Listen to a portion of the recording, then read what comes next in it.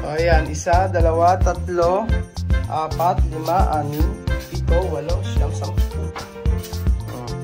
10. Tapos bubuhusan siguro yung lahat. Magandang araw po sa inyo mga amigo. Kumusta po ang bawat isa? Dito po tayo sa may Abaceria, Sari-Sari Store. Ayan, sabi nga ni Sam Luyo, Sara-Sara Store po. Ayan, magsisemento po dito sa sahig. Tingnan po natin kung gaano katagal matatapos ito. So, ayan si Kuya Elvis. Buenas tardes, guwapo. Buenas tardes. Guwapo, Elvis. Ayan. So, ayan po mga amigo, bibili po ng semento si Tia Celsa. Ay, si Tia Celsa, si Elvis.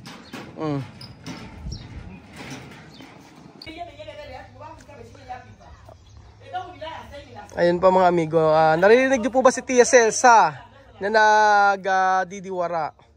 Ayan po. Nagdidiwara si Tia Celsa. Ganun po talaga si Tia Celsa mga amigo. Pagka meron siyang katwiran, pinaglalaban niya. Kaya kinastigo niya. Pinagalitan niya ng pinagalitan ngayon si Elvis at saka yung kaibigan niya na gumagawa dito sa kanila. Kasi po mga amigo, parang hindi magagalit si Tia Celsa. Ay yung gumagawa po dito sa may kanyang Sari-Sari Store ay tinatanong kung magkano yung ibabayad sa may flooring. Ngayon, ang sabing ganon ay nung gumagawa ay 25,000 o 2,500. Napakaliit. Isipin niyo 2,500. Mahal yun. Kasi napakaliit lang po ng flooring lalagyan. Kahit nga wala pang 1 oras, kayang tapusin yung flooring Kaya sabi ni Tia Celsa, sabi ni Tia Celsa kay Elvis, bakit hindi mo sabihin na diyan sa kakilala mo na gumagawa na hindi ganun kamahal? Tapos si Elvis, sabi ni Elvis, hayaan na lang daw. Ayaw ni Tia Celsa ng ganun.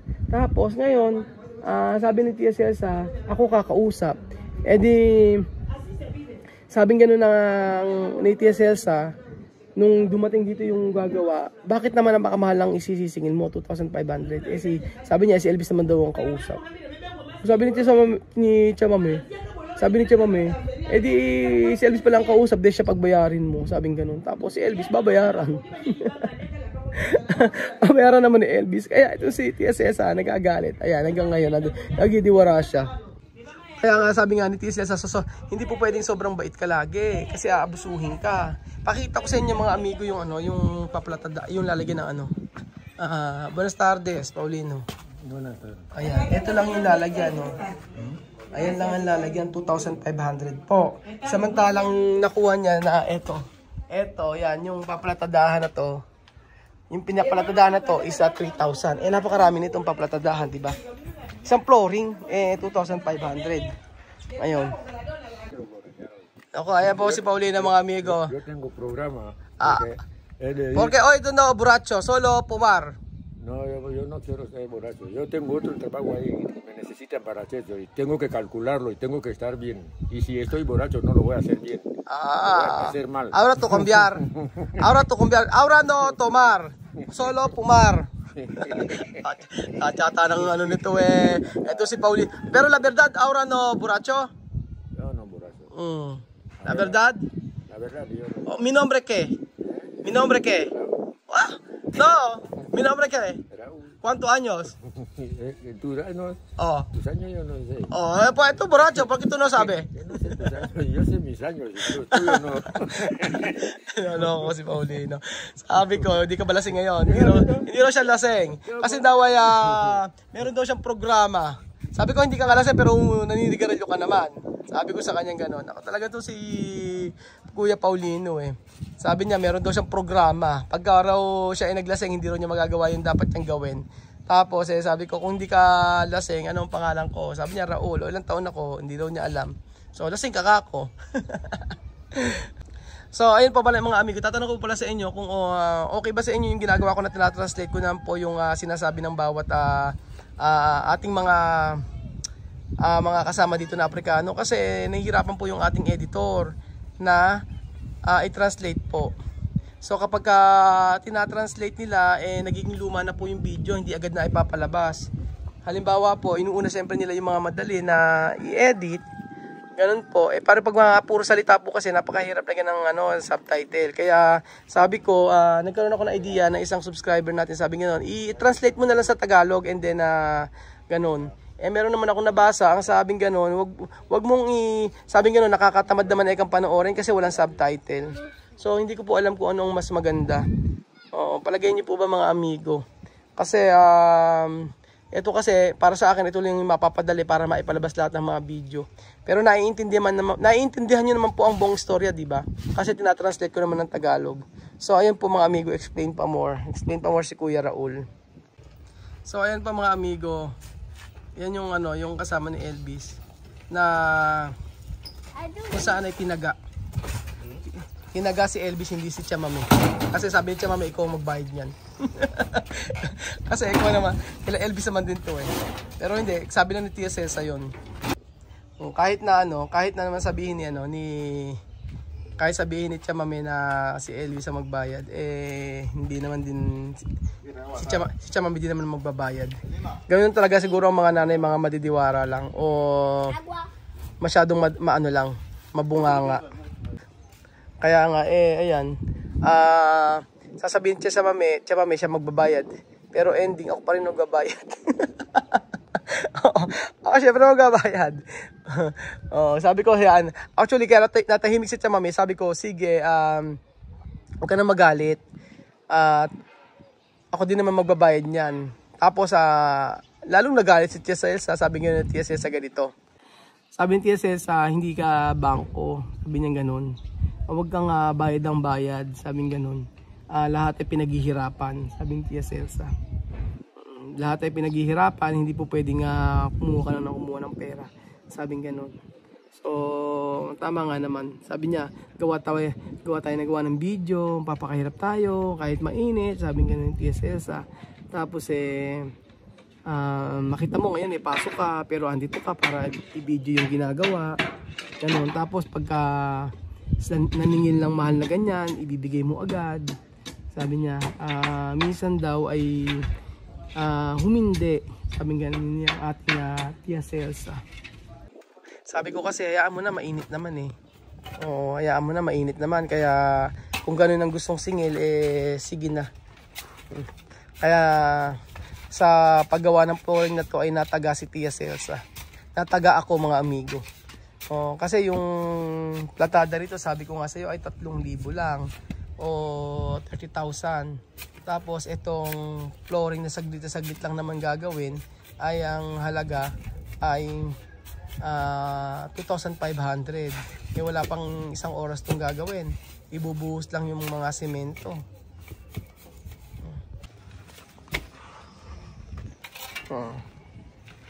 Kaya ganyan po ganyan talaga ang mga may mga sa ugali po ng mga ibang Afrikano, ganun talaga. Pero hindi na sa Pilipinas siguro ganun din di ba? Sa Pilipinas ganun din, mentras na ito pa sa pala ni Tia Cesa sa akin, sabi niya, nako Ruel, alam kasi na blanco yung nagpapagawa nito, kaya ganyan yan, sabi niya ganun. Si Chamame ayun naman niyang, sabi kasi ni meron ding si Chamame sabi kasi ni Chamame humanap ng gagawa si Elvis. Siya ang nagpahanap kasi wala nga makita si Chamame. Yung nakita niya na to, nung sinisingil na ng mahal, sabi ni Elvis, umuo agad, hindi mo lang kinonsulta kay Chamame. Tapos po mga amigo, sila pagka nag-flooring po, walang bakal. Hindi sila naglalagay ng bakal. Mas maganda ka ako mayroong bakal para matibay. Kasi magpuputok-putok yung semento kapag walang bakal. Dito raw, hindi naman doon naglalagay ng ganun So, hayaan na lang natin mga amigo kung ano ang kanilang trip. Kanya-kanya pong trip, walang basagan. Siyempre po mga amigo, ayan, hindi makapagkatrabaho itong si Elvis ng walang shades. Lagi nakasalamin no? Tapos po mga amigo, ang gagawa si Elvis, tapos helper lang ito. Diba? Helper lang. Tapos 2,500. Mali din naman kasi itong si Elvis. Manong sinabi, mama ako nilang gagawa. Tapos si Alyan kasi wala dito mga amigo, nagkatrabaho din si Alyan. Ngayon kasi nakabakasyon dito. Si Alyan hindi napipirmi ng bahay yon mga amigo. Gusto nun may ginagawa. Pag nasa bahay yon, trabaho din ng trabaho. Parang si Elvis. Pero pagka ngayon walang pasok, puma part-time yun, nagkatrabaho si Alyan. Gusto nun lagi na may ginagawa kasi syempre gusto niya ng sariling pera. Ami!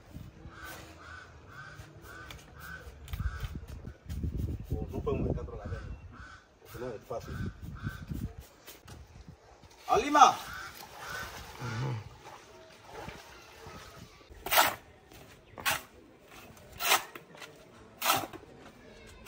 Pero sa atin nga, pag meron kang, pag malaki mga pinagagawa mo, meron kang fixer, napakabilis.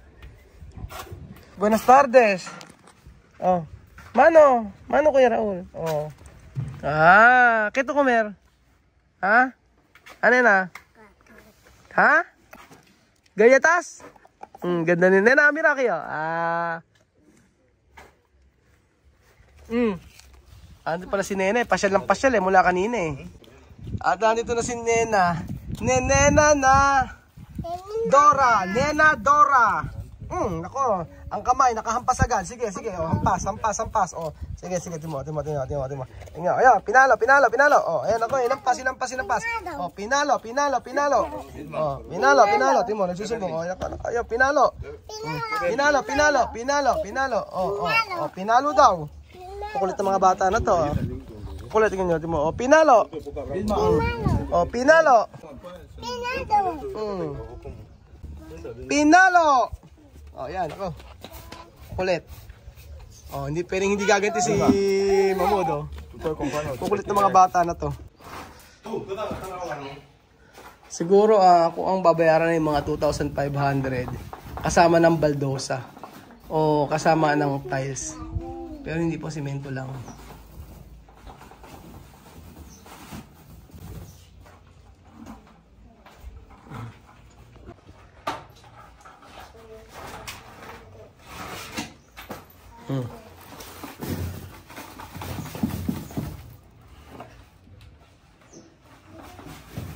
Panoorin niyo pa mga amigo kung paano po sila magsemento. Wala pong mga bakal-bakal yan, basta semento lang po. Misma? Okay, Raidar? Gusto yata tumulong ni Misma, oh.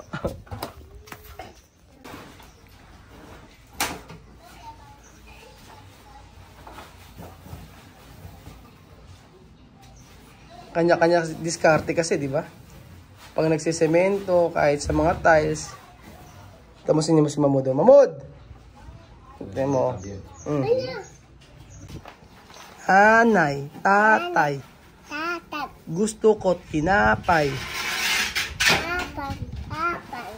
Ate. Kuya. Gusto ko kape. Gusto ko kape. Gusto ko kape. Ligo na, ligo. Ligo, banyar. Ito ka na, banyar? Oh, ayaw maligo Damit ni Nena. Tapos, kay Nena lahat yan oh. Oh, sinisima may kagagawa nito Ha? Buksan na yan. Ang sarap-sarap. Buksan na yan. Comer. Oh, kain na.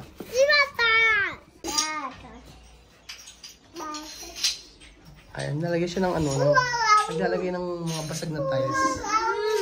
Baka yan yung may mga nilagay na tiles.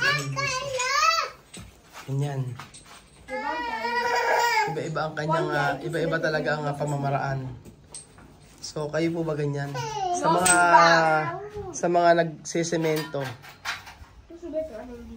Ganyan po ba kayo mga amigo? Ayan.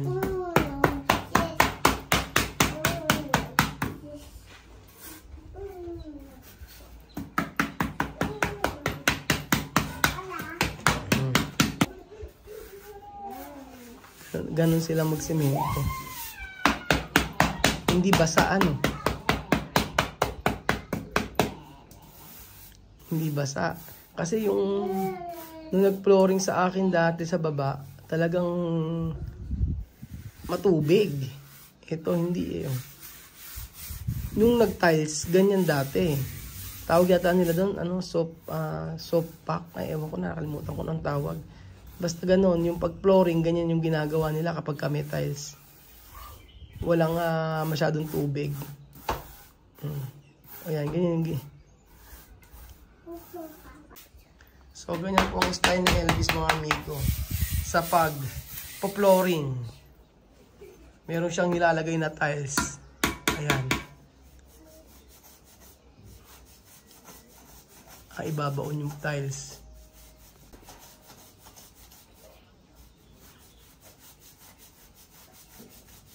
Ganyan din po ba ang style ng mga nagpapa-flooring sa atin sa Pilipinas? Nilalagyan ng tiles at ibinabaon.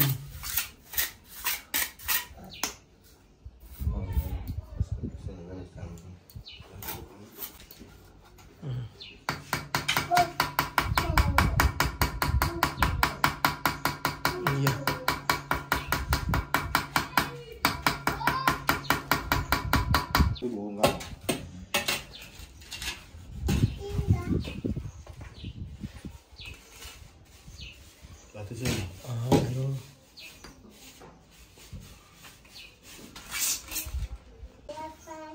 So iba-ibang style, no? Yung ibang style ng pagsisemento nila.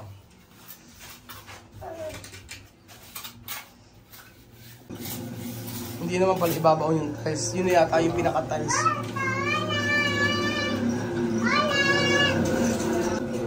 Yung tatlong sulok, isa, dalawa, tatlo, pinantay. Tapos ito rin sa kabila. Ito rin. So ayan, pinantay ito. Ang tatlo na yan. Tapos ito, pinantay naman. Tapos yung kabila, papantay naman. So ganyan yung panimula, mga amigo. Tapos ito. Ayan. Ganyan. Uno!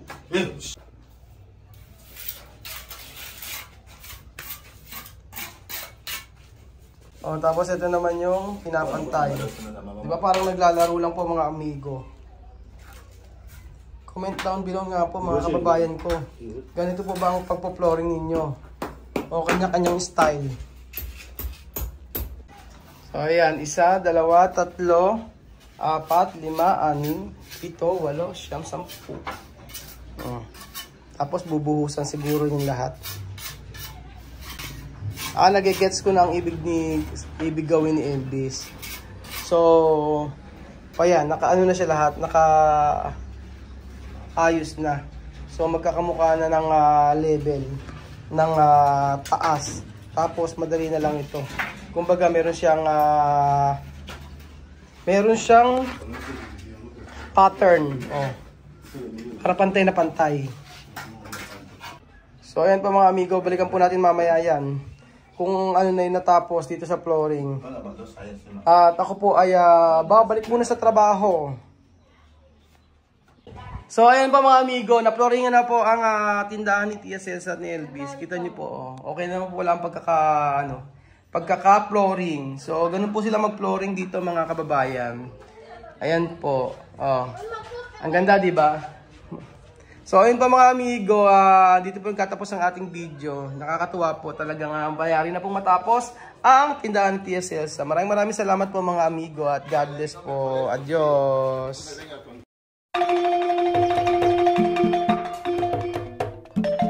Na-appreciate ko yung paano sila nagdadasal.